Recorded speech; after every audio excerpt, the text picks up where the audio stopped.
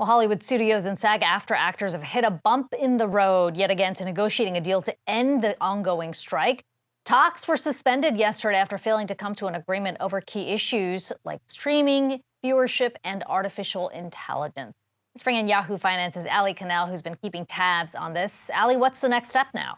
That's to be determined. And right now we have a significant setback in these negotiations. The AMPTP, which does bargain on behalf of studios, including Disney, Warner Brothers Discovery, even Netflix, they released a statement late last night saying that the gap between the two sides was just too great to continue negotiations. One of the biggest sticking points here is over something that SAG proposed called a viewership bonus. Now, the structure of this bonus, according to the studios, would cost these companies more than $800 million per year and create, quote, an untenable economic burden at a time when media companies are just strapped for cash and, with the exception of Netflix, are bleeding money on the streaming side. The studio said it did make a list of other types of concessions, such as a success-based streaming residual and several AI protections. But the actors fought back, saying that they didn't really see any meaningful protections surrounding the role of artificial intelligence and that there also weren't significant wage increases in that proposal.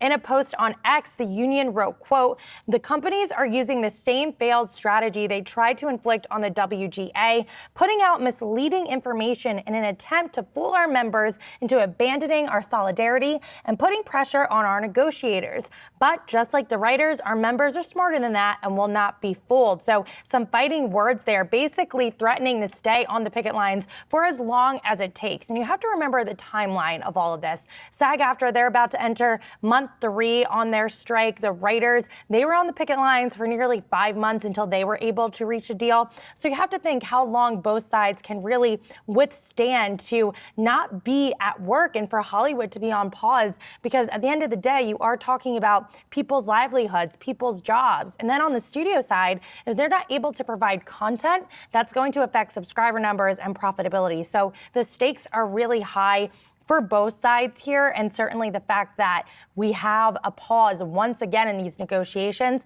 a very big setback. Yeah, and we're talking about mid-October right now, so just a few more months left to go in the year. Alexandra Canal staying on top of those negotiations for us. Thanks so much.